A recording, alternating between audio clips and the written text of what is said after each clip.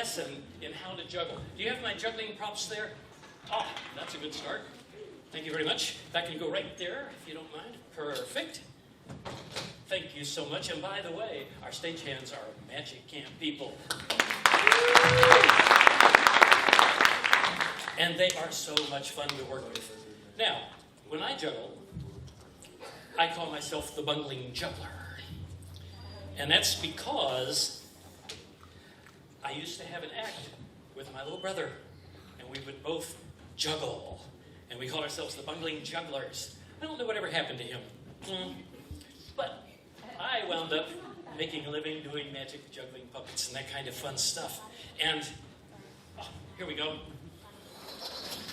I keep my juggling props right here in my handbag.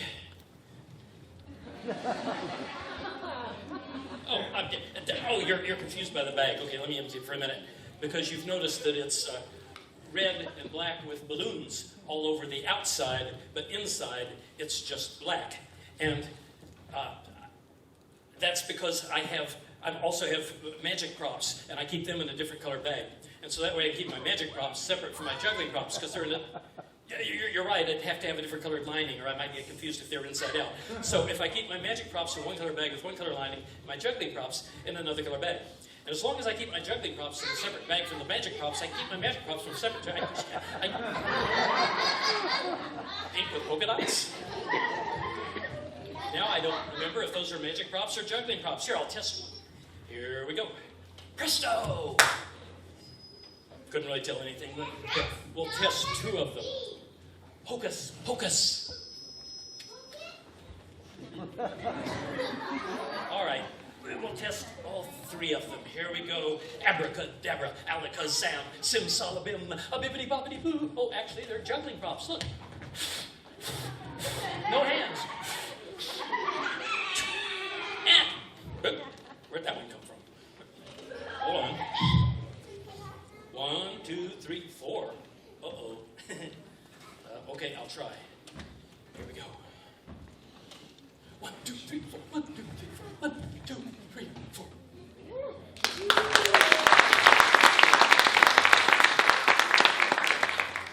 But when you're learning to juggle, you also want to learn to juggle with balls or bean bags. These are actually called bean balls. And you start with, how many do you think you start with? 1. That's exactly right. It doesn't matter whether you're juggling scarves or bean balls or clubs or rings or chainsaws or little baby kittens or anything that you can juggle. You start with 1 because you have to practice throwing it in the air and catching it. Throwing it in the air and catching it. And you need to do that with both hands because juggling is very ambidextrous, which means you drop stuff with both hands. And then you move to 2. 1 in one hand, 1 in the other. And you do that until you get really good at 2 in 2 hands. And then you move to 2 in 1 hand.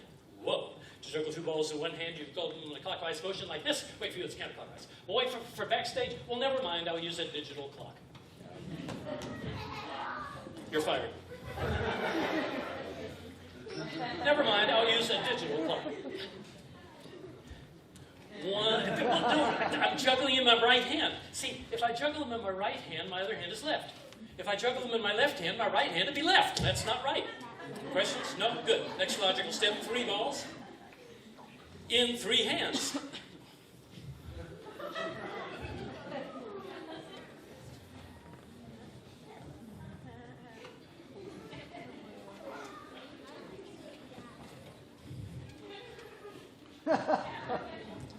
I usually do this so the crowd bursts into applause.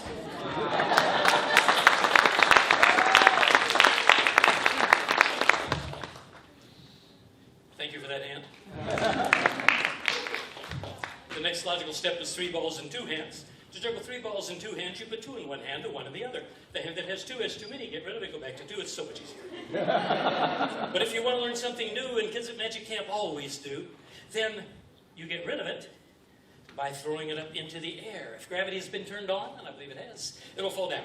If it falls down, it'll land in the sand, which has 2, which would be too many. So before it lands, this one's got to go up in the air. But before it's easier to show you than tell you. It looks like this. It does not look like this. And that's why 4 on the floor. Okay, 5. Never mind. Juggle them like this. Not like that. Never like this. And certainly not like that, because that's too hard. Stay. Well trained. Next logical step, 4 balls in my forehand. Logically, linguistically, kinesthetically, not so much. Okay, 4 balls in 2 hands. I know what you're thinking. You're thinking, Kent, it's going to be exciting. You're right. Here we go. Doop, doop, doop. Okay, we'll make it a little more exciting. And that's how you go from 4 to 3. And that's how you go from 3 to 2. And that's how you go from 2 to 1.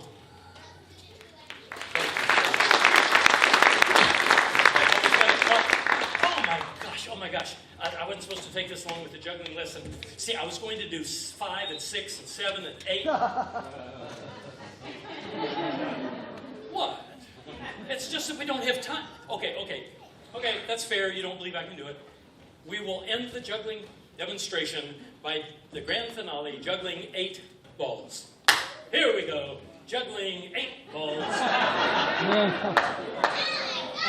It looks like this. It does not look like this. Don't ever juggle like this. That's cheating. It's 8 balls. 3 times 8 is 24. That's amazing. All right. You're not happy with 8-ball juggling as the grand finale. How about 3 flaming torches? No. In the first place, it's a 100-year-old theater, and I think they have sprinklers. In the second place, you catch the wrong end of a flaming torch, you could burn your hand. How about 3 razor-sharp knives? No! You catch the wrong end of a razor-sharp knife, you could lose your hand. No, I have 3 objects here so deadly, so dangerous, so disgusting. No one would catch the wrong ends of these. Throw caution to the winds. Wait a minute, something's wrong. Can you see what's wrong? Yes, one of them's a toothbrush.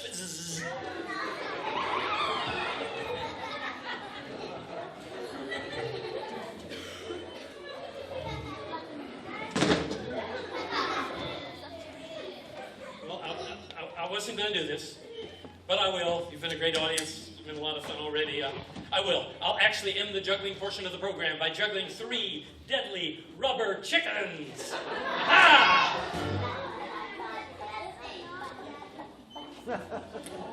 I know what you're thinking. You're thinking, Kent, never saw anybody juggle 3 rubber chickens before. Well, there's a reason for that. I'm one of the few people on the planet that has 3 rubber chickens. Oh, my brother Carter's got one in the shop. Sure, Adele's probably got one in her school locker. Well, he's got 1 rubber chicken. But only I have 3 Republican rubber chickens. Now, don't laugh. They were Democrats before, just like Rick Perry. Okay, I'm going to juggle them for your pleasure and for theirs. I call it Poultry in motion. And you may as well applaud now. It doesn't get any better than this.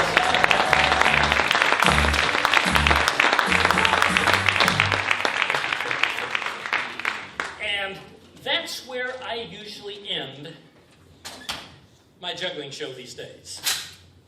Well, this is a very special show, and what I've done is gone back into the archives and looked at the photos and stuff of things that I used to do. And when I was in high school, I had planned this great big show for the School for the Deaf and School for the Blind combined. It was when I first started learning about inclusion and special needs. And I was going to do magic and juggling. We had some musicians, and I fell off a car and broke my wrist. I know what you're thinking, Mom. You fell off a car? I said I was in high school, okay? I fell off a car, broke my wrist, and so I called my friend John Bloodwell, Foodie, the Clown Prince of Magic. I said, can you do the magic show? He said, sure. I didn't know what to do about juggling. I'm at home with my family, and I'm complaining about this. And my little brother, Carter, says, I can juggle. No, you can't. Yes, I can. Turns out he'd been watching me, then going into his room, closing the door, and practicing, and then watching me, and then he was actually pretty good. And so that's how the Bungling juggler started. But then when I ended my juggling act. I wouldn't do it with rubber chickens. I got those later in life. I ended it by juggling 3 clubs on a rolla bola. You got a rolla bola for me? Good. Put it a little closer there. Perfect.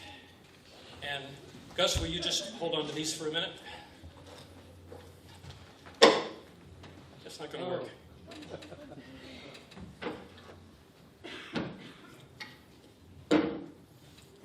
That doesn't look right either. It's been a long time since I was in high school. I graduated in 1961, in case you know.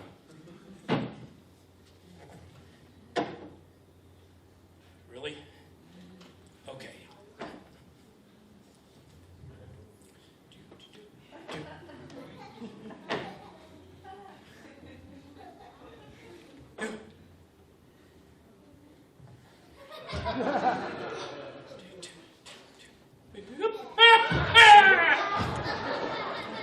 Glad you're here.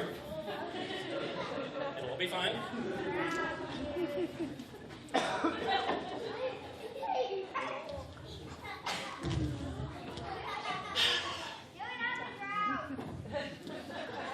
It's just as dangerous down here, trust me. But that was good thinking.